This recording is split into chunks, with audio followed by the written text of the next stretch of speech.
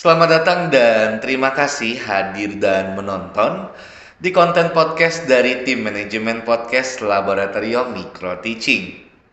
Saya Ian, selaku podcaster hari ini memandu dialog bersama tamu-tamu undangan kita hari ini. Halo Bapak-bapak, apa kabar? Alhamdulillah, baik Pak ya, sehat selalu? Ya, Alhamdulillah. Kita mengundang tamu sekaligus menemani dialog kita hari ini ya. Apa kabar Bapak Muhammad Yuliansah ya, dari Dekan Fakultas Keguruan dan Ilmu Pendidikan Uniska MAB Banjarmasin, dan juga ada Bapak Angga Taufan Dayu MPD BI ya. Halo. Selain kesibukan beliau di bidang pendidikan dan penggerak guru ya, beliau saat ini adalah Duta Kampus Merdeka tahun 2022 ya. Mudah-mudahan dialog kita hari ini nanti bisa mengalir dan mampu memberikan hal-hal yang luar biasa ya, dan juga nantinya bisa dinikmati bagi pendengar dan juga penonton podcast kita dimanapun Anda berada. Ya, gak gugup Pak ya, santai kita mengalir nanti dalam sesi podcast kali ini. Ya, kira-kira gimana nih? Ini first time kali pertama Lab Micro Teaching membuka podcast nih. Kira-kira nanti kesan pesan mungkin mau disampaikan dulu apa untuk penonton podcast kita nanti? Pedekan. Mungkin bisa dipadukan lebih dulu. Oke, terima kasih. Assalamualaikum warahmatullahi wabarakatuh. Lab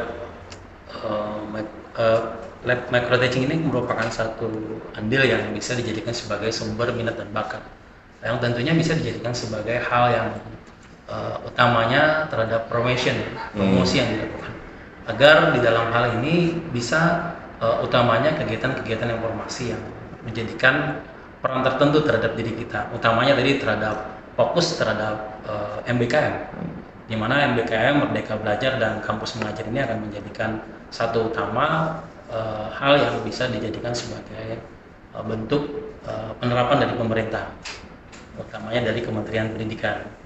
Nah, ini akan menjadikan satu hal yang kita sharing bersama, utamanya dalam unsur-unsur yang terkait dengan kampus mengajar, utamanya dalam Merdeka Belajar yang bagaimana yang bisa dilakukan. Mungkin itu dulu pengantar, nanti kita sampaikan kepada pakarnya yang lebih banyak, utamanya kepada Pak Angga ini merupakan suatu hal yang banyak ide-ide alternatif yang bisa dijadikan sebagai kurikulum pembelajaran yang bisa dijadikan sebagai alternatif agar mahasiswa kita bisa lebih handal dan menghadapi dunia globalisasi di 5.0. Itu dulu. Oke, baik. Luar biasa sekali ya Pak ya pengantar mengenai podcast di pembukaan kita kali ini. Nanti selanjutnya, sebelum kita nanti masuk ke tahap podcast kali ini, izinkan kami nanti akan menayangkan beberapa reviewan atau interview dari tim manajemen podcast kami, dari 3 narsum kami tayangkan. Perkenalkan, nama saya Novalia Jahra. Oke, sekarang saya sedang berada di salah satu sekolah dasar di daerah Kabupaten Banjar. Lebih tepatnya sedang di SDN Tatah Bangka. Nah, saya di sini pengen berbincang-bincang sedikit nih tentang pendidikan merdeka dengan salah satu guru yang ada di sini. Nah, sekarang saya sedang ditemani oleh Ibu Isnania. Oke, Ibu bisa minta waktunya sebentar untuk kita berbincang-bincang? Iya, bisa. Oke, mungkin sebelum itu saya mau tanya dulu nih, nama Ibu siapa gitu? Nama saya Isnania. Saya di sini sudah hampir 2 tahun sejak saya lulus tes CPNS di sekolah ini. Sebelumnya saya menjadi guru honor di sekolah di daerah Bacala. Oke, alhamdulillah sudah 2 tahun ya, sekitar 2 tahun ya di sini. Iya. Oke, saya mau tanya nih ke Ibu, menurut Ibu pendidikan merdeka itu seperti apa? Pendidikan merdeka, kalau dalam konteks saya sebagai guru ya, pendidikan yang merdeka itu pendidikan yang memberikan kebebasan bagi siswa untuk dia bisa memilih, mengasah dan mengoptimalkan bakat dan minatnya. Dia itu mau apa gitu, mau jadi apa, cita-citanya mau jadi seperti apa, dan apa yang harus dia lakukan. Jadi seperti mengarahkan dia mau kemana gitu. Ya, mungkin itu peran guru. Menurut Ibu, pendidikan yang sudah berjalan saat ini sudah seusia dengan kemerdekaan Indonesia, yaitu 77 tahun. Nah, apakah itu sudah layak dibilang pendidikan itu sudah merdeka gitu? Nah, mungkin sebagian beberapa sekolah mungkin yang sudah melaksanakan pendidikan merdeka dan mungkin akan menuju ke pendidikan yang merdeka dengan dibuatnya kurikulum merdeka yang akan diimplementasikan di semua sekolah. Dari dasar-dasarnya sudah saya baca, itu arah dari kurikulum merdeka itu adalah pendidikan yang merdeka bagi siswa. Semoga itu bisa terjadi ya, Bu. Ya. Oke, kalau menurut Ibu nih bagaimana peran pemerintah semestinya untuk mewujudkan pendidikan merdeka ini? Mungkin dengan memberikan fasilitas untuk mendukung bakat dan minat siswa tadi. Mendukung. Semoga aja pemerintah bisa melaksanakan itu ya, Bu. Ya. Menurut Ibu bagaimana nih peran orang tua, guru gitu untuk mewujudkan cita-cita dari siswa-siswa ini dapat tercapainya sesuai dengan peran pendidikan merdeka? Oke, mungkin perlu ada kerjasama ya antara guru dan orang tua untuk melihat si anak atau si siswa ini dia inginnya apa, arahnya apa, dan apa yang dia butuhkan untuk mencapai apa yang dia inginkan, dia cita-citakan itu. Mungkin seperti itu. Oke, semoga kerjasama itu dapat membantu mereka bisa mencapai cita-cita ya, Bu. Iya. Oke. Terus bagaimana nih menurut Ibu dengan memerdekakan pendidikan sekarang dapatkah menjamin sumber daya manusia Indonesia dapat diwujudkan suatu saat nanti dengan sebutan Indonesia Emas 2045? Optimis bisa ya jika pendidikan itu dilaksanakan dan didukung oleh semua pihak-pihak yang mendukung pendidikan agar pendidikan itu menjadi pendidikan yang merdeka. Mungkin seperti itu. Oke, semoga aja dapat tercapai ya seperti kalimatnya Indonesia Emas 2045. Oke, terima kasih Bu waktunya untuk berbincang-bincang sedikit tentang pendidikan merdeka. Oke, terima kasih waktunya yang Ibu berikan. Terima kasih juga kepada sekolah yang sudah memberikan waktu luang. Begitu saja diskusi bincang-bincang kita hari ini. Salah hilaf mohon maaf. Assalamualaikum warahmatullahi wabarakatuh. Berbasisnya ke pendidikan juga. Jadi itu tadi tips dari Kak Winnie. Yang pertama yaitu cari informasi sekitar kampus merdeka, kemudian pilih yang mana yang sesuai dengan minat dan kemampuan kita sendiri. Kemudian jangan lupa untuk minta dukungan atau minta pendapat dari dosen apakah program yang kita ikuti ini layak atau bisa untuk kita ikuti. Jadi itu saja dari kami. Terima kasih banyak Kak Winnie atas waktunya. Nah, itu tadi beberapa hasil wawancara ya dari bidang akademik guru honorer, ada dari juga bidang akademisi dan juga dari mahasiswa yang alhamdulillah dia merupakan salah satu alumni kampus mengajar angkatan 1 seperti itu. Nah, kita juga mengetahui nih Bapak-bapak ya tentunya bahwa memang sejauh ini perkembangan zaman sangat begitu pesat ya. Ditambah lagi ada istilah-istilah tentang digital 4.0 atau generasi milenial sampai yang bergaung sangat besar saat ini pun istilah zaman ini terus dikumandangkan. Nah, kita juga mengetahui bahwa Indonesia sudah merdeka di ke-77 ya. Nah, melihat siklus yang saat ini juga di berbagai lingkungan sekitar kita, dari sisi akademik Bapak Yuli ya dan juga Pak Angga selaku Duta Kampus Merdeka ya. Mungkin bisa dari Bapak Yuli terlebih dahulu. Menurut Bapak, pendidikan merdeka itu seperti apa semestinya? Seperti itu. Mungkin bisa.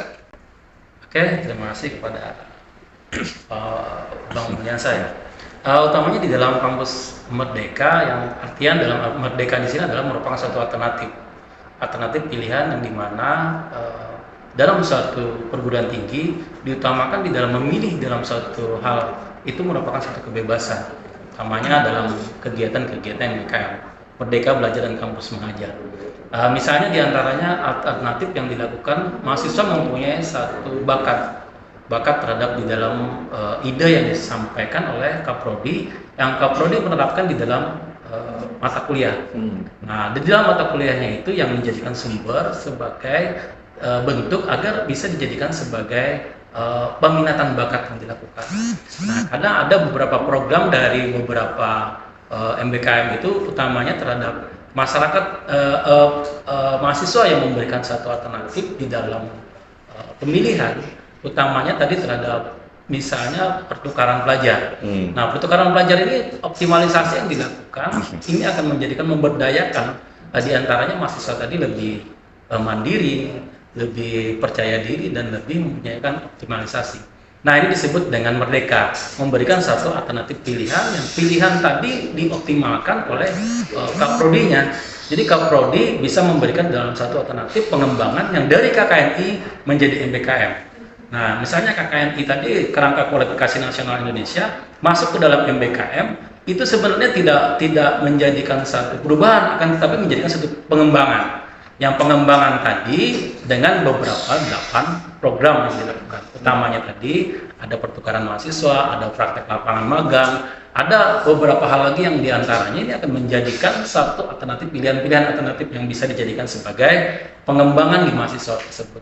Nah, ini akan menjadikan dalam satu hal efektivitas di mana mahasiswa tadi akan menjadikan satu kebebasan. Dia bisa mengembangkan sesuai dengan seninya, mengembangkan sesuai dengan pola pikirnya. Misalnya ada dunia industri, misalnya ada contoh diantaranya mahasiswa itu lebih suka melakukan satu hal menjadikan mendasar, dia lebih bisa mengajar. Melihat dari new friends ya, new experience ya, pengalaman yang baru yang itu akan menjadikan satu pola yang bisa diamati oleh beberapa dosen. Nah, makanya nanti diantaranya bagus sekali yang diterapkan oleh beberapa program studi yang dengan menggunakan sebagai bahan di dalam dia sebelum mengajar. Jadi dia memberikan peran dulu bahwa cara mengajar yang menjadikan satu materi di dalam pembelajaran diperlukan satu alternatif unsur-unsur, utamanya memulai pelajaran, mengembangkan pembelajaran, atau memberikan dalam satu pengembangan di dalam pembelajaran yang dijadikan sebagai sumber di dalam pengembangan di dalam materi itu. Nah, jadi begitu yang bisa dijadikan sebagai merdeka belajar, alternatif yang dipilihkan sesuai dengan kemampuan juga. Kemampuan daripada mahasiswanya. Misalnya mahasiswanya tidak mampu, bisa kita backup dengan adanya duta kampus. Bukan duta kampus. Dengan duta apa? Duta tadi sebagai guru penggerak, ya kan? Dengan dosen guru penggerak ini akan merdeka. Ya. Duta kampus merdeka ya. Dengan ini akan menjadikan duta kampus merdeka. Utamanya tadi juga nanti guru-guru penggerak yang nanti diayomi oleh duta merdeka tadi. Nah, ini akan menjadikan satu hal lebih berkembang lagi di dalam proses pembelajaran yang itu dikehendaki oleh kementerian di dalam pendidikan tersebut. Nah, gitu. Sangat luar biasa sekali ya Pak. Dari pendidikan merdeka ini kita harus juga memberikan kurikulum juga ya. Artinya ada alternatif pilihan dari prodi tersebut yang nantinya disodorkan untuk para mahasiswa. Dari alternatif ini juga berdasarkan pengalaman atau new experience tadi, guna menumbuhkan pola pikir dan juga new skill improvement bagi para mahasiswa seperti itu. Wah, sangat menarik sekali ya. Dari sisi Duta Kampus Merdeka tahun 2022 Bapak Angga ya. Menurut Bapak nih, kita melihat dari penyampaian Bapak Yuli dari sisi akademisi, menurut Bapak dari sisi experience-nya seperti apa ini menurut Bapak tentang pendidikan merdeka itu sendiri? Ya, terima kasih Saudara Ian. Selamat pagi Pak Dekan. Pak Dekan yang selalu bersemangat untuk FKIP berjaya. Luar biasa. Apalagi ditambah dengan dosen-dosen muda seperti Pak Angga ini. Iya, memang harus Pak. Pak Dekan ini paling bisa sekali. Ini perlu kopi nih Pak ya.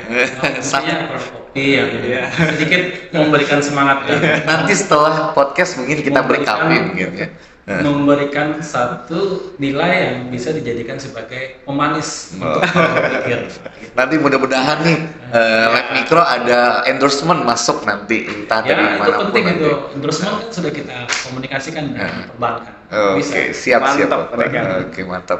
Oke, terima kasih Pak Dekan. Oke, yang pertama-tama tadi terkait dengan tes testimoni juga untuk kegiatan dari lab micro teaching ini. Kita menyambut baik Pak Dekan ya.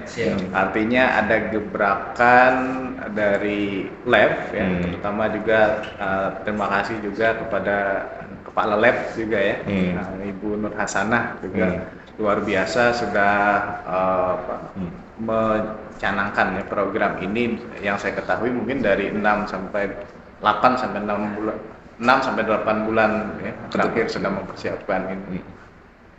Terus juga kalau masukan untuk lab micro teaching ini kalau bisa nanti konten-kontennya memang berbicara terkait karena micro teaching di mana ini kan sebenarnya tempat latihan ya, latihan pre-service teachers, calon-calon tenaga pendidik itu kan sebenarnya latihannya di sini. Nah, artinya bagaimana informasi-informasi terkait dengan para pendidik ya. Misalnya tenaga pengajar yang bagaimana pengalaman tenaga pengajar yang ada di bantaran Sungai Barito misalnya Pak Dekan ya. Atau pengalaman mengajar guru baru di Kabupaten Kota Baru, misalnya itu kan bisa menjadi input baru bagi calon-calon tenaga pendidik. Oh seperti ini pengalaman. Nah itu masukan dari kita.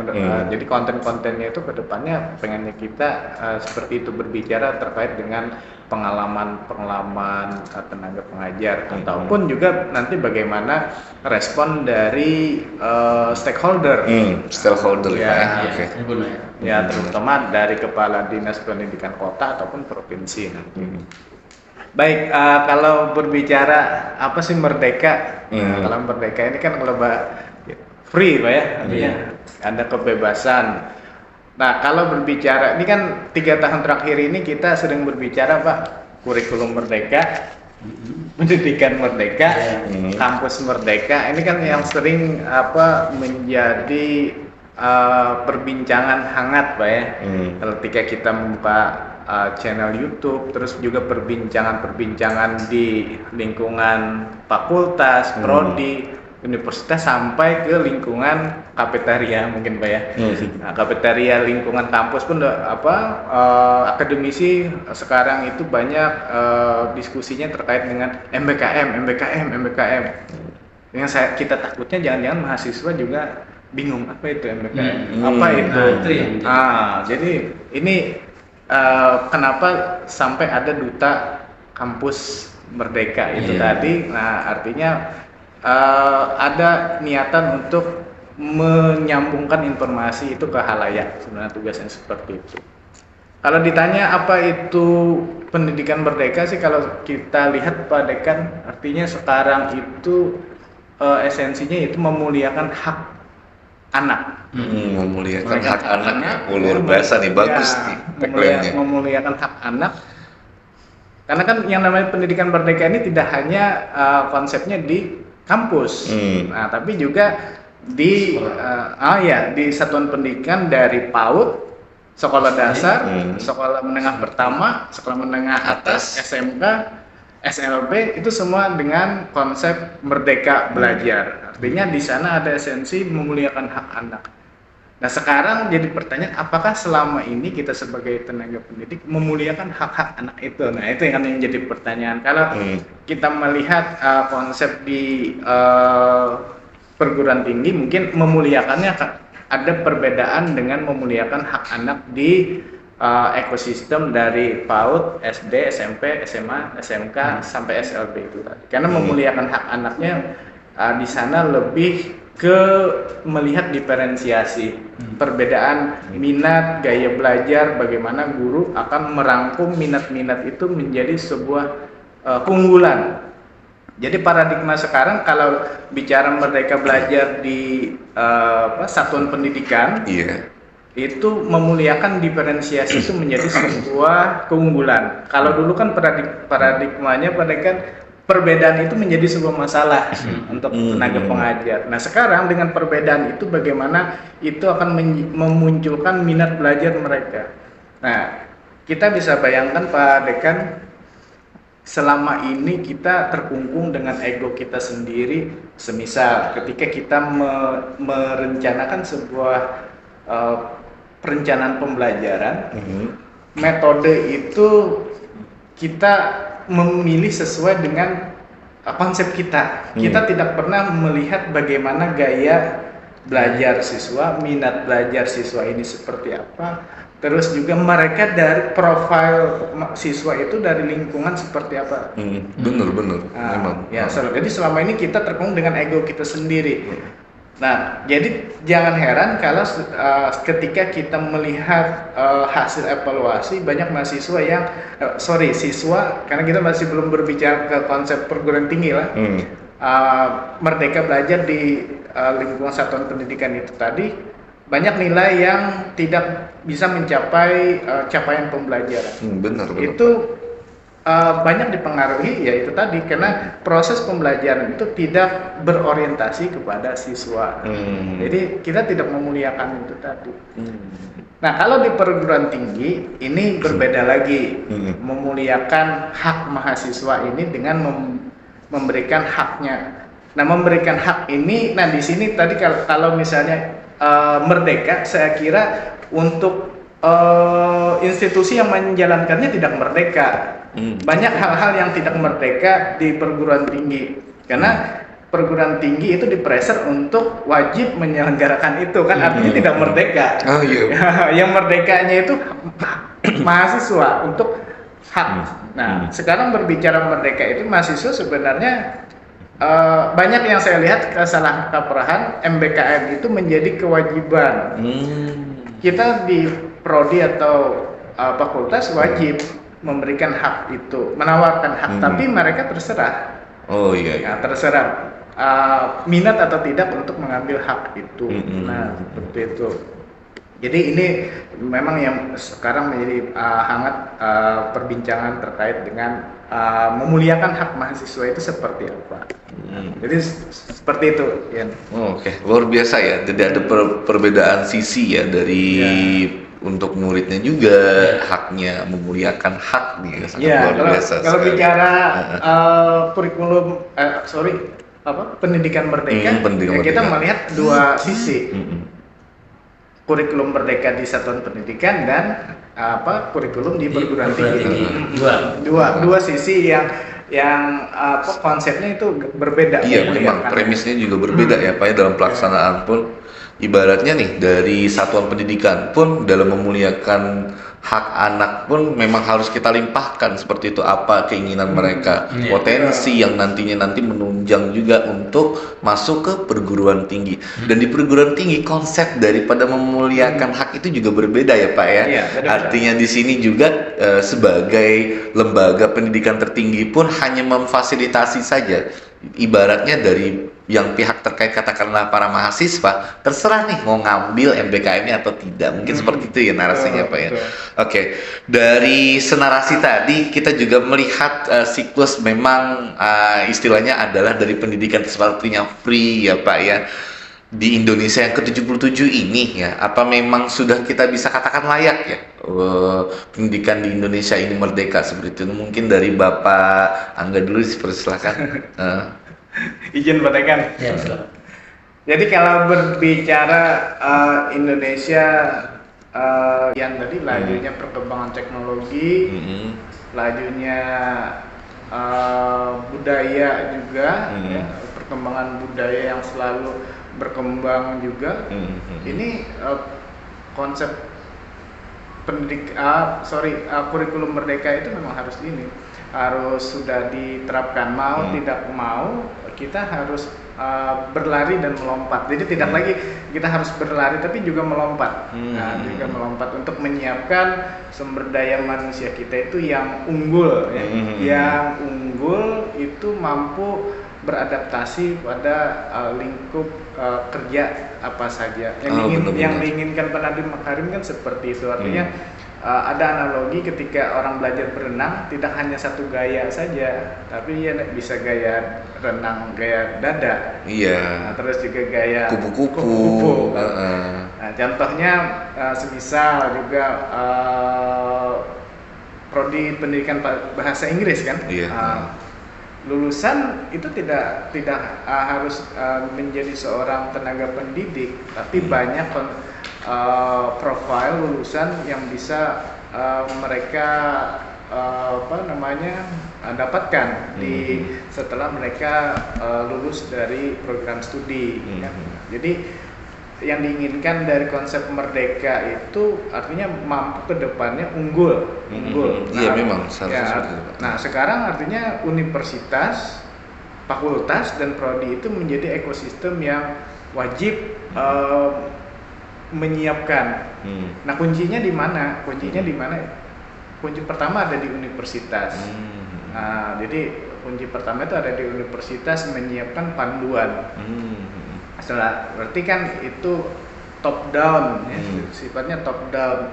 Jadi bukan di fakultas. Nah, fakultas itu akan melihat seperti apa panduan yang ada di universitas. Turun fakultas, baru ke prodi. Jadi sifatnya top down seperti itu. Kalau melihat itu artinya perlu juga melihat Permendikbud nomor 3 tahun 2020 seperti apa sih kebijakan-kebijakan. Kalau saya sih sebenarnya dari Permendikbud nomor 3 tahun 2020 itu ada kritik di sana. Di sana kan ada empat tuh. Di sana ada juga berbicara akreditasi. Terus juga di sana ada berbicara memberikan kebebasan kepada mahasiswa untuk mengambil perkuliahan di luar program studi. Nah, itu yang menjadi esensi turunan kepada universitas untuk menjalankan MBKM itu tadi di sana. Seperti yang dikatakan Pak Dekan kan, esensi dari mahasiswa mengambil pembelajaran di luar program studi berarti ada 8 bentuk kegiatan yang bisa mereka raih, ya, yang bisa mereka raih. Salah satunya kalau di Fakultas Keguruan dan Ilmu Pendidikan FKIP Uniska ini kan yang sudah jalan itu program kampus mengajar. Iya, program kampus mengajar ya. Ya, program kampus mengajar itu alhamdulillah kita sudah beberapa angkatan itu sudah ada alumni kita, artinya kita sudah turut serta ya, untuk mensukseskan program ini.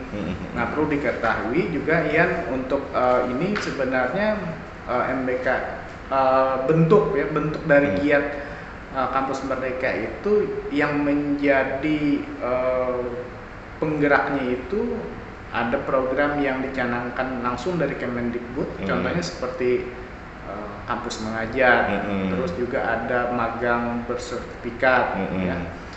Nah, terus juga dari fakultas atau prodi.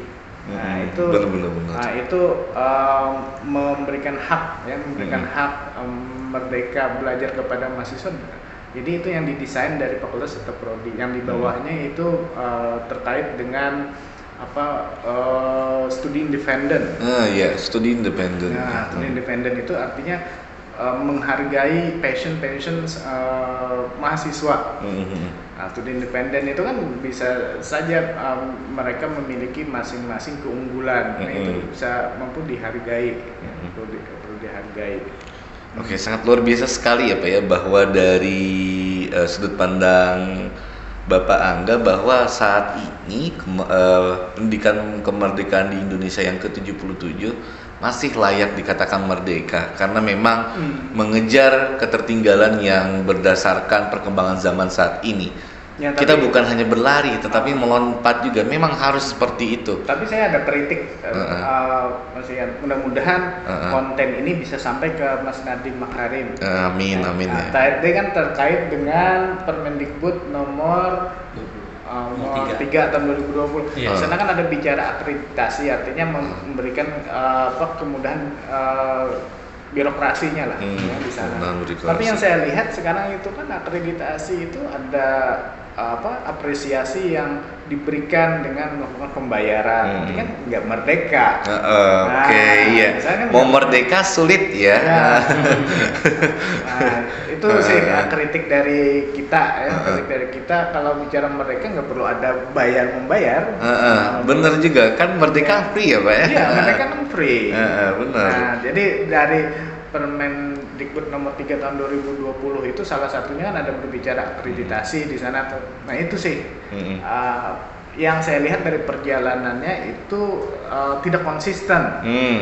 Artinya ada proses-proses yang di luar dari konsep pendidikan merdeka itu ya. Awalnya kan memberikan kebebasan kepada PT ketika melihat program studi itu siap atau tidak siap maju. Itu bisa tidak mengusulkan reakreditasi kan. Nah, tapi yang saya tidak sepakatnya itu ada proses memberikan apresiasi kepada penyelenggara akreditasi itu tadi. Artinya ada reward berupa uang lah ya, pembayaran. Sangat disayangkan akreditas juga harus mengeluarkan nominal ternyata ya. Ya, itu kan nggak merdeka. Seharusnya ini menjadi fasilitas dari pihak kementerian untuk bisa menggratiskan administrasi akreditas, seharusnya demikian ya. Betul. Jadi istilah merdeka ini wah jauh sekali ya Pak ya. Itu tadi di mana merdekanya? Kalau ingin bicara merdeka. Dari segi mana nih merdekanya kalau kayak gini? Udah usia 77 nih ya kan. Masa reformasi pendidikan belum ada yang jelas ini konsepnya. Oke, dari Bapak Yuli, alhamdulillah kita sudah mendengar ya dari sisi Bapak Angga ini luar biasa nih, ada teknis dan penyelenggaranya dari Permendikbud tadi nomor 3 tahun 2020. Dari sisi sudut pandang Bapak Yuli ini sebagai bidang akademisi, bagaimana nih Pak fenomena sekarang ini dari pendidikan ini? Masih. Oke, terima kasih Ya, Bang Mulyansa. Baik dikatakan oleh Pak Angga tadi memang disebut dengan merdeka ya, utamanya kalau menurut saya yang merdeka kita belum sampai merdeka lagi. Namanya terhadap pembelajaran. Pembelajaran yang dilakukan utamanya yang disebutkan dengan beberapa kurikulum, utamanya kurikulum yang sebelumnya, itu ada di antaranya desa-desa yang belum terjamah di dalam proses pembelajaran. Utamanya yang saya amati, yang pernah saya alami itu naik ke Gunung Meratus, itu ada beberapa desa yang banyak anaknya, tetapi gurunya tidak bisa masuk ke sana. Hanya satu guru yang mungkin diantaranya sebagai kepala sekolah merangkap. Nah itu akan menjadikan satu hal yang kita sebutkan ini merdeka. Kita merdeka di kota, merdeka di kabupaten, tapi merdeka di kecamatan itu belum. Bahasanya merdeka di pedalaman belum ya? Belum sampai lagi. Sampai. Nah, apalagi ada terapan-terapan ini yang disebut dengan MBKM ya, mungkin akan menjadikan satu alternatif hal yang tidak terjamah, apalagi tidak terimplementasikan. Nah ini utamanya tadi merdeka yang dilakukan dengan beberapa hal yang ada di kecamatan itu mungkin tidak bisa diimplementasikan karena terobosan-terobosan yang bisa dilalui dengan medan-medan yang cukup tertantang ya. Coba bayangkan misalnya hari hujan itu guru itu tidak bisa naik ke atas karena licin. Benar. Dan dibayangkan dari tempat tinggal ke pegunungan itu 2 jam. Wah. Cuma jalan kaki. Iya. Oh, bayangkan itu. Dan saya amati betul itu, karena itu mertua saya. Oh, memang Jadi, dari keluarga juga ya Pak? Iya, dari mertua saya. Karena saya ini mengajarnya di mana, di pegunungan Meratus. Nah, dengan pegunungan itu beliau dari jam 7, jam 10 sudah tidak memakai seragam dan membayarnya tadi itu dengan apalagi kalau membayar ya. Masih sistem barter ya? Iya, iuran itu masih berbarter. Ada yang nyetor dengan sekolah swasta Pak? Sekolah negeri. Sekolah dasar negeri. Itu hantakan namanya. Nah, jadi di desa itu dia misalnya ada iuran apa misalnya dia barter. Dengan menukarkan sayuran, menukarkan kayu atau ulin. Nah, itu akan menjadikan hal bisa dijadikan sebagai tadi merdeka. Merdeka tadi hanya merdeka di kota, hanya merdeka yang sesuai dengan teknologi, apalagi dengan menggunakan beberapa alternatif internet. Akan tetapi kita tidak terjamah yang ada di desa-desa. Nah, itu yang menjadikan satu hal perlu konsepitas kita di dalam merdeka belajar, di dalam kemerdekaan yang sudah 77 tahun. Utamanya kita mau optimalisasi, banyak kita sekolah-sekolah lagi yang belum ada penerapan-penerapan yang mungkin kesampaian terhadap apa yang diinginkan oleh beberapa semangat daripada guru tersebut. Nah, ini yang menjadikan duta merdeka. Ya kan? Bahwa guru itu dengan ikhlas, dengan semangatnya, tanpa ada pamrih, dia tetap memberikan satu pengorbanan dan pengetahuan. Apresiasi besar itu. Apresiasi besar. Dan itu juga mengabdi yang dilakukan 10 tahun baru diangkat menjadi pegawai negeri. Bayangkan. Nah itu yang harus juga kita cross check belakang bahwa ada beberapa hal yang diantaranya tidak sepenuhnya dengan pendidikan merdeka, tapi ada beberapa tenaga pengajar Merdeka. guru yang bisa dijadikan sebagai alternatif. Istilahnya saat ini adalah yang merdeka adalah kedaulatan, namun dalam tenaga pendidik masih jauh karena merdeka ya. Makanya kan tadi bagus itu dikirimkan dengan adanya model sponsif ataupun iklan-iklan bahwa guru itu adalah hal yang terbaik, hal yang mungkin akan menjadikan optimalisasi bahwa dia akan mampu memberikan satu minat dan bakat. Itu sebenarnya terapan-terapan yang dijadikan.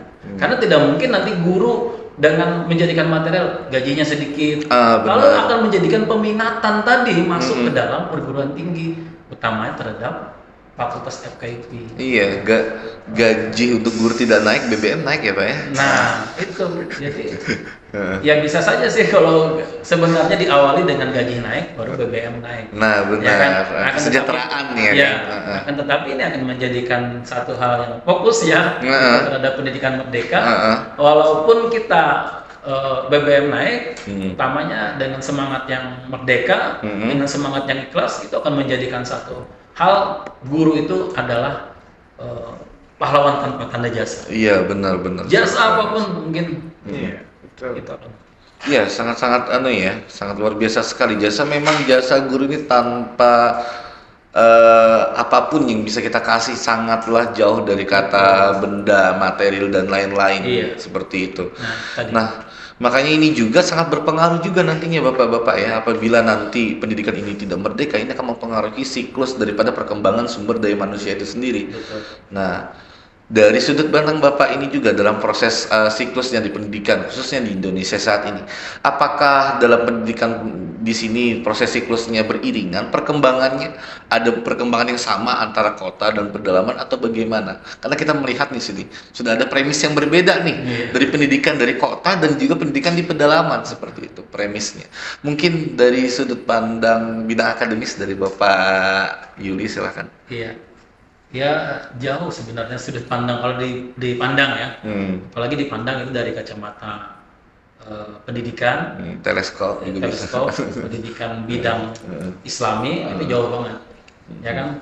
Apalagi dalam materinya. Misalnya kita ambil dalam bidang pendidikan, bidang pendidikan ya jauh berbeda antara pedesaan dengan perkotaan.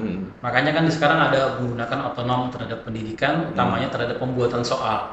Soal pendidikan yang ada di kota berbeda dengan pedesaan, itu sudah menjadikan otonom. Kalau dulu sama rata, pusat yang membuat, setelah itu diterapkan di kota dan di desa. Ya nggak bisa. Kenapa? Apa yang diterapkan itu berbeda antara kota dengan desa. Gurunya juga berbeda, sumber daya manusianya. Makanya tadi dengan penerapan Merdeka Belajar, ini semaksimal mungkin semua guru diutus, semua guru didelegasikan dalam mengoptimalisasikan sebagai guru penggerak yang tadi semua satuan pendidikan bisa dijadikan sebagai hal diantaranya pusat menerapkan dalam satu hal yang bisa dijadikan sebagai pelatihan-pelatihan. Akan tetapi pelatihan-pelatihan ini kalau menurut saya hanya ada beberapa bagian saja yang diantaranya. Misalnya di kota, tapi di daerah-daerah tadi yang kita sebutkan di kabupaten dan daerah pesisir laut dan pesisir pantai itu tidak tahu. Tanyakan aja apa itu MBKM, apa itu pendidikan merdeka, ya kan? Nah, apalagi tadi dengan menggunakan beberapa hal dengan adanya beberapa dinas-dinasnya, mungkin akan bisa dijadikan sebagai pengembangan dalam hal itu. Nah, makanya kan ada tadi yang di antaranya pulau-pulau yang mungkin sulit untuk diakses ya Pak ya? Sulit untuk diakses, apalagi ada di antaranya juga jaringan listrik dan internet yang tidak tercapai. Makanya apalagi itu kan sinambungnya terkaitnya dengan beberapa teknologi. Nah, misalnya tadi ada di antaranya pengabdian terhadap masyarakat yang dimana kalau pengabdian masyarakat itu dilakukan dengan berbagai penggunaan di dalam teknologi, pasti akan tidak bisa karena tidak ditunjang dengan beberapa teknologi, kecuali dengan menggunakan beberapa cara tradisional dan cara alam. Misalnya cara alam, penggunaan di dalam pesisir sungai atau pesisir laut. Bagaimana penggunaan alam itu dilakukan? Lalu membuat dalam satu desa itu membuat perahu atau membuat dalam satu alternatif transportasi, yang transportasi itu gratis. Nah, itu kan yang menjadikan juga sebagai metode di dalam pengembangan dalam pendidikan Merdeka Belajar itu. Jadi sungguh jauh, apalagi di dalam hal itu menjadi pembeda yang sangat signifikan ya. Iya, Kalau benar-benar. dalam kuantitatif, kenapa signifikan? Ya jauh kita Iya. ukur aja, mungkin dari segi waktu aja sudah menjadikan proses itu banyak terjadi waktu. Ya kan?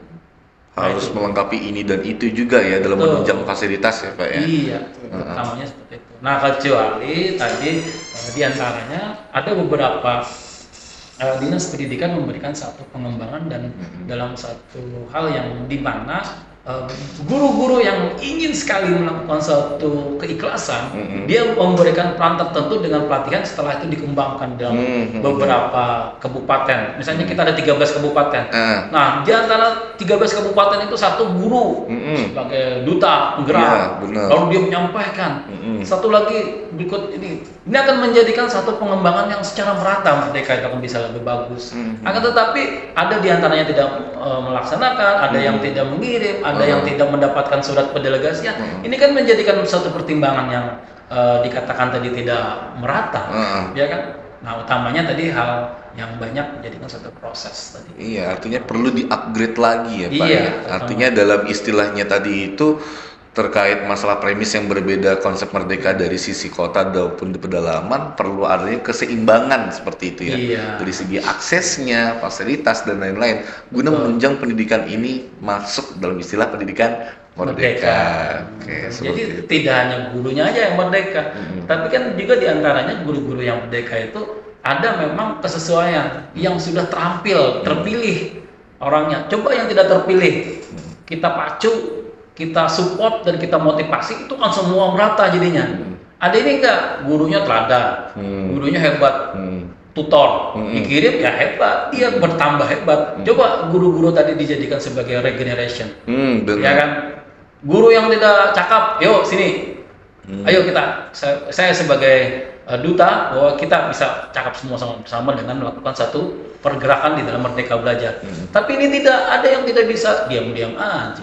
Nah, ini akan menjadikan generasi tadi dia hebat sendiri, akan tetapi orang lain yang tidak diajak itu akan menjadikan satu alternatif kasus ya. Berkembang sendiri belum tentu bisa memberikan pengembangan bagi orang lain. Itu saya lihat seperti itu, seperti di kota ada di beberapa di antaranya guru itu memang kepala sekolah, setelah itu guru teladan, akhirnya dia hebat sendiri, lalu dia sehebat-hebatnya apa yang dilakukannya, tapi tidak mengeneral bahwa di antaranya guru-guru tadi perlu juga diayomi dan diberikan satu hal apa yang menjadikan alternatif dia sebagai seorang yang guru penggerak. Ibaratnya memberikan bekal lah untuk regenerasi Itu guru sebenarnya, selanjutnya. makanya itu kan juga ada di antaranya mahasiswa yang mahasiswa itu sendiri jangan hanya hebat sendiri berbicara, tapi dia menjadikan satu pelatihan-pelatihan tertentu teman sejawatnya agar dia semua sama.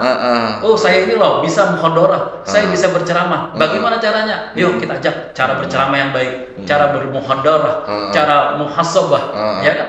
Nah, ini akan menjadikan satu alternatif yang tepat. Jadi jangan hebat sendiri, tapi tidak memandang dari guru-guru yang ingin juga, berkembang sama. Ingin juga melakukan sama. Itu juga akan menjadikan merdeka yang secara desentralisasi ya. Merata gitu. Luar biasa ya dari sudut pandang akademisi ya Pak ya. Bahwa memang dalam kemerdekaan ini perlu diseimbangi juga. Artinya jangan cuma berkembang sendiri. Betul. Artinya sama-sama merdeka bersama nih. Artinya bergerak bersama seperti itu. Baik, dari sudut pandang Duta Kampus Merdeka nih Bapak Angga ya. Bahwa kita akan sedikit menyinggung ya dari narasi Bapak Yuli tadi bahwa memang MBKM ini tidak terinformasikan dengan baik nih Pak, seperti itu ya. Bahwa pun juga nantinya kalau memang seperti ini pendidikan tidak merdeka akan mempengaruhi SDM-nya seperti itu. Lantas bagaimana nih Pak dalam skala pendidikan saat ini prosesnya beriringan atau bagaimana ini? Silakan. Baik, terima kasih, menarik ya tadi ya. Sudut pandang dari akademisi. Nah, jadi saya di sini sudut pandangnya melihat ya dari fakta empiris juga yang saya lihat selama ini. Sebelumnya saya hello dulu ke Mas Menteri Penadim ya. Melihat konten ini ya. Jadi kalau berbicara apakah pendidikan merdeka itu sudah beriringan, yang saya lihat program Mas Menteri ini sebenarnya sudah mengupayakan merdeka, sudah mengupayakan untuk mendukung transformasi itu, maka banyak diupayakan sebenarnya program-program di guru ya, tenaga pendidik. Nah sekarang itu kan ekosistem, ada istilah ekosistem lingkup pendidikan, di mana ekosistem itu di sana ada dinas pendidikan, terus juga ada orang tua, terus juga ada, nah di sini ada komite pembelajaran namanya. Ini beda dengan komite pembelajar, komite yang ada di yayasan. Komite sekolah ya. Komite sekolah. Jadi upaya transformasi itu didesain masuk ke sistem ekosistem itu ada istilahnya komite pembelajaran. Kalau kata Pak Dekan tadi ada beberapa mungkin guru berprestasi yang tidak berbagi ya. Nah sekarang diupayakan di konsep itu, di komite pembelajaran itu misalnya di sekolah itu memilih 3 orang. Nah 3 orang yang masuk ke komite pembelajaran, artinya nanti ketika ada pelatihan-pelatihan, komite pembelajaran inilah yang diikutsertakan. Nah, setelah itu seperti apa diseminasinya ke ekosistem yang ada di lingkup sekolahnya itu tadi, maka dari 3 orang ini akan melatih rekan-rekan sejawatnya. Nah, jadi yang saya lihat seperti itu perjalanannya yang sudah diupayakan. Belum lagi ada komunitas-komunitas yang dibentuk, ya, komunitas-komunitas yang dibentuk agar transformasi informasi baru terkait dengan metode, teknik dan yang lain-lainnya apalagi sekarang itu kan teknologi itu sangat dikedepankan. Artinya sekarang pelatihan-pelatihan terintegrasi dengan pembelajaran terintegrasi dengan teknologi itu sangat dikedepankan. Memang. Jadi dikedepankan. Sekarang pelatihan-pelatihan itu banyak. Nah, setelah mereka misalnya balik ke pelosok-pelosok itu mereka kan melatih kawan-kawannya. Nah ini ada tapinya. Nah, mudah-mudahan Mas Menteri juga mendengar ini. Tapinya itu adalah infrastruktur. Saya sepakat dengan Pak Dekan. Infrastruktur ini contohnya signal. Sinyal ketika mereka mau mengadaptasikan platform-platform ini tadi mereka kesulitan di pelosok. Belum lagi ada daerah yang listrik itu hanya sampai jam 4 sore. Memang. Setelah itu padam. Nah, ini juga ada juga yang kadang-kadang dalam 1 minggu itu bisa 3 hari padam. Ini kan menjadi permasalahan kompleks juga dalam dunia pendidikan kita. Terus ada lagi contohnya jarak. Nah jarak ini yang menjadi permasalahan juga di dunia pendidikan kita. Jarak. Ada guru yang nyampe ke lokasi itu bisa ya tadi seperti kata Pak Yuli tadi sampai 3 jam. 2 jam. Nah itu yang saya lihat selama ini menjadi kompleks dalam dunia pendidikan kita.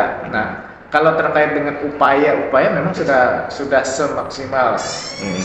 Memang merubah konsep pendidikan itu tidak semudah memberikan telapak tangan. Memang benar Bapak. Ya, belum lagi merubah budaya organisasi, merubah budaya belajar itu sangat sulit.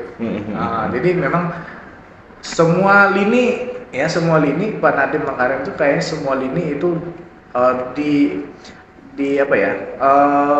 bisa dikatakan itu semua lini sudah diproses ya, semua lini itu sudah diproses dari kepala sekolah. Sekarang itu diikutkan pelatihan-pelatihan. Benar. Pengawas diikutkan pelatihan-pelatihan. Terus juga guru diikutkan pelatihan-pelatihan. Ini setelah itu didiseminasikan. Nah, mungkin yang perlu kita lihat tuh monitoring dan evaluasi. Sejauh mana sih sebenarnya sudah program ini berjalan dengan baik. Itu yang penting kan dari semua program. Artinya dalam menunjang kualitas pendidikan sendiri dengan memasuki istilah pendidikan merdeka itu adalah ya tadi infrastruktur ini yang perlu kita optimalkan. Akses juga demikian ya Pak ya. Karena bagaimana mau mengejar digital nih, sinyal kagak ada. Ini terkait lagi dengan naiknya BBM kan. Karena yang tadi bahan bakar diesel tadi kan dari solar ada kenaikan ya, otomatis paling tidak akan mengurangi lagi tadi waktu tadi yang hanya 6 jam. Nah, listrik mau 6 jam, 3 jam. 3 jam. Aduh. Habis sudah. Gak sempat itu ngapa-ngapain. Jadi siapa tahu ya kan lagi asik masak-masak, ya Allah mati listrik ya kan. Ngeblender tuh. sangat ya prihatin sekali ya dalam dinamika pendidikan saat ini ya Bapak-bapak ya. Memang bahwasannya di sisi lain dalam untuk meningkatkan kualitas digital yang ibaratnya pendidikan harus bisa diimplementasikan secara digital pun di daerah-daerah tertentu masih belum terjamah oleh jaringan seperti itu. Contohnya lagi misalnya ada ujian yang menggunakan komputer. Nah, ada diantaranya yang desa tadi dia ke kecamatan dalam beberapa jam. Ada yang sampai jam 4 subuh baru sampai ke jam 7. Untuk mengejar tadi ujian yang menggunakan komputer.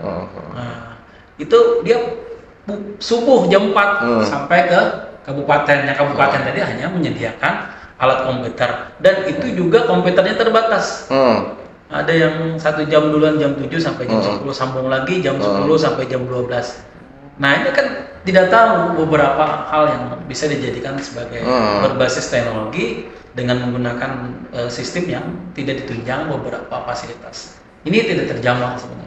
Ya, mudah-mudahan pihak pemerintah memperhatikan ya dari konten podcast yang disediakan nih oleh laboratorium di Kalimantan kan, khususnya Kalimantan nih masih banyak daerah-daerah juga yang belum terjamah dengan pendidikan dengan kualitas yang katakanlah masih pendidikan merdeka ya. Masih di kota Bapak, mudah-mudahan bisa terjamah nih daerah-daerah tertentu khususnya daerah Meratus tadi ya Pak ya. Kasihan banget tuh harus naik 2 jam ya. Iya 2 jam. Kalau hujan nggak bisa, kalau turun malah nggak bisa karena licin. Iya licin, sangat beresiko ya Pak ya. Beresiko. Wah, memang sejauh itu ya skala pendidikan saat ini ya bisa dikatakan belum bisa belum seimbang saat ini ya. Apalagi nantinya nih katanya juga ya bahwa nanti Indonesia mau menyongsong ke Indonesia Emas yang ke 2045 nih. Bahkan terlebih lagi ada istilah bonus demografi. Kira-kira nih dari bapak-bapak sekalian ya, dari sisi Duta Kampus Merdeka dan juga bidang akademisi nih, apa sih yang perlu kita persiapkan seperti itu untuk menyongsong ke Indonesia Emas 2045 ditambah bonus demografi ini kan bakalan mau meledak ini. Meledak di bagian sumber daya manusia itu sendiri. Tetapi dari segi kuantitas saja, lantas kualitas bagaimana seperti itu? Mungkin bisa dari sisi akademisi, silahkan. Oke, terima kasih. Bonus demografi sebenarnya rancangan di dalam demografi itu sebenarnya tidak terwujud ya Jamus. Adanya peledakan penduduk itu tidak ada. Lagi sekarang kan sudah tercanang dengan KB ya, keluarga berencana. Itu sebenarnya sudah terlaksanakan. Ada diantaranya pegawai negeri yang mungkin hanya 2 anak saja cukup. Itu sudah terlaksana. Nah, yang tidak terlaksananya tadi terhadap hal yang mungkin menjadikan satu isu. Kan isu tadi yang tidak dibarengi dengan bukti dan fakta, dengan bonus demografi dari mananya. Nah, ini kan harus kita cross check dulu bahwa dengan adanya peledakan penduduk akan tetapi malah kita berturun penduduk kita karena banyaknya yang meninggal COVID ini. Nah, itu kan sebenarnya isu itu di saat apa? Apakah di saat nanti memang adanya ekonomi yang sangat tinggi sekali, adanya kestabilan terhadap pendidikan, adanya kestabilan terhadap dunia pendapatan, itu oke-oke saja demografi. Akan tetapi sekarang kita terpuruk, keterpurukan semua dari ekonomi, baik dari beberapa hal yang diantaranya naik BBM. Ini akan menjadikan bonus demografi tadi malah menjadikan satu bonus inflasi jatuhnya. Iya, menjadi inflasi apalagi nih. Mohon maaf, misalnya ada pencetakan uang baru. Ini bisa membahayakan. Uang yang ada aja sudah ada, terus dicetak lagi uang baru. Ini akan jadikan inflasi jadinya. Jadi banyak uang, tapi akan menjadikan nominal yang jatuh. Nah, jadinya itu. Nah, ini akan menjadikan satu alternatif juga demografi yang uang demografi terhadap penduduk kah? Kalau demografi uang tadi ada uang, setelah itu dicetak kembali, itu akan menjadikan satu pola pikir di dalam sisi nilai ekonomi. Loh, ada nilai yang dulu, terkecuali uang itu ditarik kembali, baru ada nilai uang yang baru. Nah, Nah, itu kan bisa menghitung itu. Nah, kalau dari sudut pandangan yang secara akademisi ini. Nah, selanjutnya dia yang disebut dengan masa kemasan ya. Kalau masa kemasan ya mungkin tidak terwujud. Karena tidak terwujud tadi dari satu sisi yang dinilai dari sisi pendidikan aja, mungkin kita belum bisa menyampaikan bahwa pendidikan yang merata dengan keseluruhan sesuai dengan undang-undang itu tidak tepat lagi.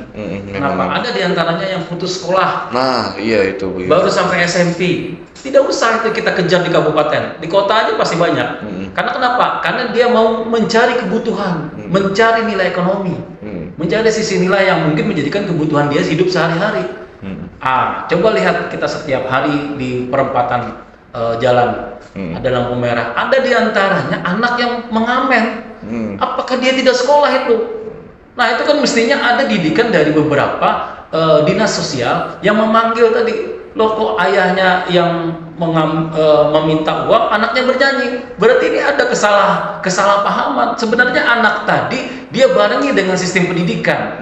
Dengan pendidikan tadi membantu ayahnya. Nah, terkecuali situasi kondisi itu berbeda. Misalnya di saat sore hari atau di saat peluang atau istirahat. Nah, seperti itu. Nah, tapi kalau pagi, waktu anak itu sebenarnya untuk sekolah. Dengan sekolah tadi lalu dia bisa memberikan satu sumber daya manusia yang handal. Iya, jauh dari kata ini dari memuliakan hak ya. Nah, ini banyak yang juga terjadi di dalam bidang-bidang yang mungkin tidak kesesuaian yang menjadikan satu implementasi pendidikan yang merdeka. Mestinya tadi dijemput, Bapak punya anak, ini harus disekolahkan. Kita yang memberikan satu pendanaan dan kita berikan satu alternatif bahwa ini pendidikan harus bisa semua didapatkan. Nah, itu tadi usia keemasan yang mungkin emas yang di mana ya nih? Apakah emas yang di Papua atau emas yang di mana? Ini kan menjadikan satu hal juga pertanyaan. Jadi masa kemasan yang bisa dijadikan sebagai suatu visi dan misi, akan tetapi terwujudnya di bidang mana? Nah, ya, itu. Mau menghayal masa kemasan tapi di masa sekarang belum teratasi ya Pak ya. Sangat-sangat ya miris sekali ya. Ibaratnya nih perlu ada optimalisasi dan juga pengupgradingan di lapangan ya. Baik dari segi struktural kepemerintahan, implementasi maupun nantinya orang-orang yang terlibat seperti itu. Baik. Nah, kita masuk nih ke Duta Kampus Merdeka ya Bapak Angga ya. Nih menyongsong Indonesia Emas 2045 nih. Tadi sudah disampaikan baik oleh bidang akademisi Bapak Yuli ya, bahwa mau gimana masa emas yang sekarang aja si anak bukannya memuliakan hak dia, ini malah ikut-ikutan juga mencari nafkah gitu kan bahasanya. Dan lagi bonus demografi, boro-boro mau bonus demografi, ini ada uang cetak baru, BBM lagi naik, ini mau gimana seperti itu ya kan. Jadi konsep di pendidikan ini jatuhnya seperti itu. Mungkin kita akan melihat dari sudut pandang Duta Kampus Merdeka. Silakan Bapak. Baik, menarik tadi ya Pak Yuli terkait dengan isu dan ledakan demografis ya tadi. Kalau saya sih sudut pandang saya mau tidak mau ya. Tanpa isu itu ada isu itu mau tidak mau kita harus menyongsong yang akan datang kan?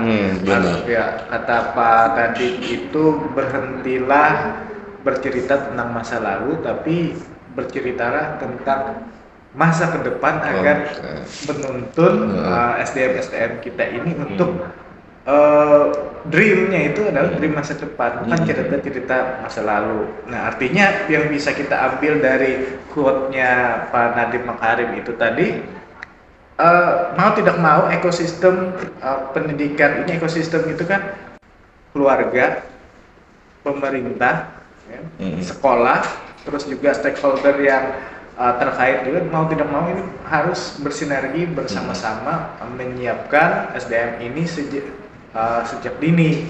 Benar. Dengan konsep-konsep seperti itu tadi, konsep-konsep merdeka belajar dan lain-lain. Kalau berbicara memuliakan hak anak itu kan nanti ada masuk di konsep merdeka belajar itu tadi. Yang jadi titik poinnya adalah sinergi ekosistem itu tadi untuk bersama-sama bagaimana menanggulangi masalah-masalah yang terjadi. Seperti kata Pak Yuli itu tadi kan artinya ada permasalahan di ekosistem ini tadi ya. Artinya bagaimana peran pemerintah melihat ini, artinya selama ini di ekosistem ini berarti tidak jalan. Memang. Nah, berarti ekosistem ini harus memang bersinergi agar menanggulangi permasalahan seperti infrastruktur. Nah, kalau ekosistem ini sudah jalan, insya Allah akan pendidikan kita akan berjalan seperti apa yang kita cita-citakan ya, Pak. Khususnya yang terlupakan sering Pak Yuli, orang tua. Peran orang tua ini sebenarnya di ekosistem ini sangat penting. Memang. Karena tugas kita mengajar di sekolah itu kan misalnya kita adalah pengajar di satuan pendidikan, bukan di perguruan tinggi. Dari anggap saya jam 7.30 hanya sampai jam 4 sore misalnya. Itu kewajiban kita. Setelahnya kan ada di lingkungan keluarga. Artinya lingkungan keluarga, lingkungan tempat tinggal itu menjadi ekosistem yang harus bersinergi untuk menyongsong apa yang Yu sampaikan tadi, menyongsong pendidikan emas. Iya. Ya. Oke, itu tadi ya luar biasa dalam mewujudkan Indonesia emas pun juga diperhatikan juga ya ekosistemnya. Artinya ada elemen-elemen tertentu yang perlu terlibat dari segi pemerintahnya, tenaga pendidik, sarana dan prasarana, hingga orang tua pun seperti itu ya. Mudah-mudahan saja dari seluruh elemen yang kita sebutkan tadi tidak terlepas seperti itu. Artinya utuh lah. Seperti itu ya Pak ya. Wah, sangat luar biasa sekali ya dialog yang kita bahas hari ini. Mungkin ada kami sempatkan sedikit ya, artinya ada closing statement dari bidang akademisi Bapak Yuli. Dipersilakan untuk pendidikan merdeka nanti ke depannya untuk penonton podcast kita hari ini. Silakan. Baik, closing statementnya. Sedikit saja bahwa pemerintah paling tidak memberikan satu peran tertentu yang dimana penggunaan pendidikan bisa kita ditinjau ulang kembali. Misalnya mulai dari hal-hal yang disesuaikan dengan sistem ekosistem dan kesesuaian dengan daerahnya. Utamanya tadi daerah-daerah yang mungkin yang tidak terjamah, itu bisa dijadikan sebagai satu contoh untuk pengiriman guru yang bisa menjadikan satu keteladanan. Guru-guru yang mempunyai satu tingkat teknologi yang dibarengi dengan teknologi juga. Jadi diantaranya ada guru yang bagus, akan tetapi masuk ke daerah yang tidak ditunjang sarana, dia tidak bisa menjadikan satu pengembangan berpotensi yang baik karena tidak tunjang dengan sarana. Nah, ini sarana juga bisa dijadikan sebagai hal yang bisa mewujudkan kepada pendidikan yang merdeka. Selanjutnya terhadap hal yang lain diantaranya bahwa kita sebagai akademisi memberikan peran tertentu dan memberikan satu motivasi yang penuh terhadap stakeholder ya, utamanya tadi terhadap pemakai. Utamanya kita berkolaborasi dengan dinas pendidikan, dinas pendidikan kota, dinas sosial, dan dinas keislaman dan agama.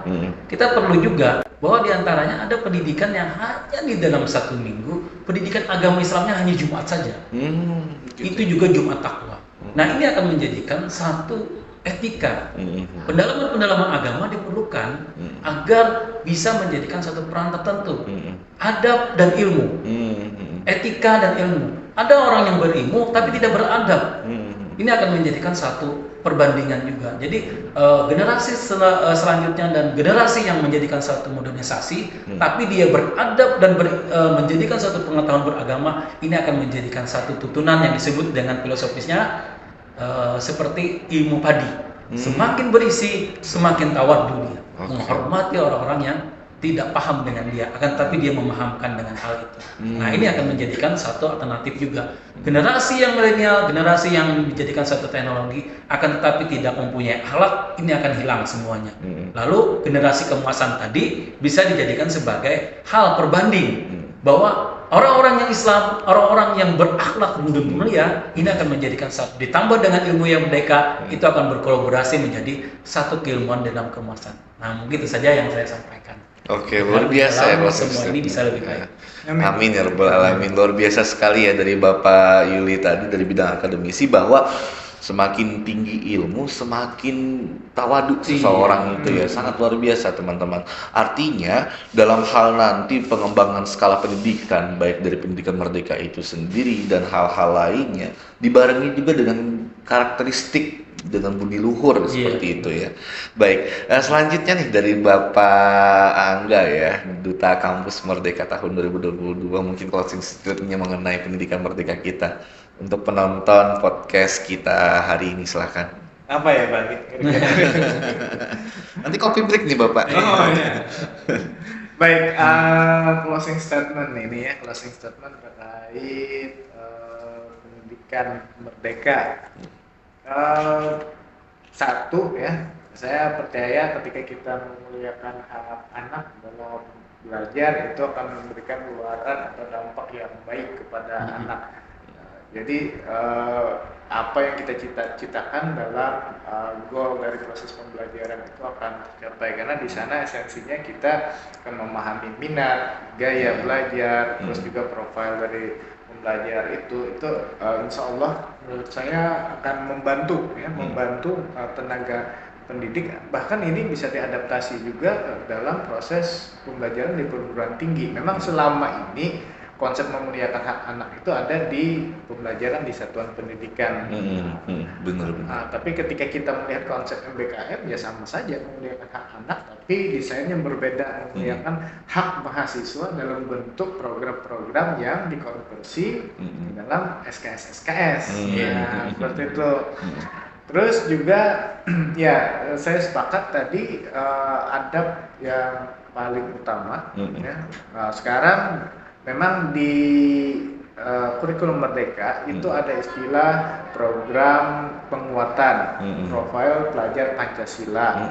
Nah, sekarang itu masing-masing sekolah memanfaatkan desain itu dengan membentuk program-program. Contohnya setiap hari Jumat itu ada program misalnya Jumat bertakwa, terus juga ada Jumat berkah dan lain-lain. Jadi sejak dini siswa itu diberikan berkesadaran penuh mereka untuk saling membantu, saling berkolaborasi, saling seperti kata Pak Yuli tadi, tenggang rasa dengan sesama, itu memang sudah ditanamkan. Saya sepakat sekali, adab itu memang nomor satu, benar. Nomor satu. Dan mudah-mudahan lah ekosistem pendidikan yang seperti kita sampaikan tadi di sana saling bisa bersinergi agar cita-cita pendidikan kita yang unggul itu bisa sampai. Amin ya rabbal alamin. Terima kasih Pak Angga ya, Duta Kampus Merdeka tahun 2022. Sama. Itu tadi dialog kita hari ini teman-teman ya. Ini sekaligus juga mengakhiri sesi dialog kita pada hari ini mengenai pendidikan merdeka yang mudah-mudahan dapat merefleksi segala bentuk yang kita bahas hari ini, mulai dari implementasi, pelaksanaan, hingga tadi tenaga pendidik yang masih belum kita samaratakan, hingga akses sekalipun dalam pendidikan, mudah-mudahan masuk ke dalam tahap istilah pendidikan merdeka ya Bapak Ibu. Selain daripada itu juga kami dari tim manajemen podcast mengucapkan terima kasih kepada bapak-bapak yang telah mengisi dialog kita hari ini ya dengan khidmat seperti itu. Dan lagi nanti mudah-mudahan di project selanjutnya kita dapat bertemu lagi, berjumpa lagi seperti itu. Dan saya Ian mengucapkan kopinya ya. Oke. Bisa nanti ya Bapak ya. Saya Ian mengucapkan terima kasih mewakili dari tim manajemen podcast juga. Memohon maaf ini bila mana terdapat kesalahan baik disengaja maupun tidak Bapak. Kami dan juga tim manajemen podcast pamit undur diri dan sampai jumpa di podcast Lab Micro Teaching. Tunggu konten dari kami selanjutnya. Dadah.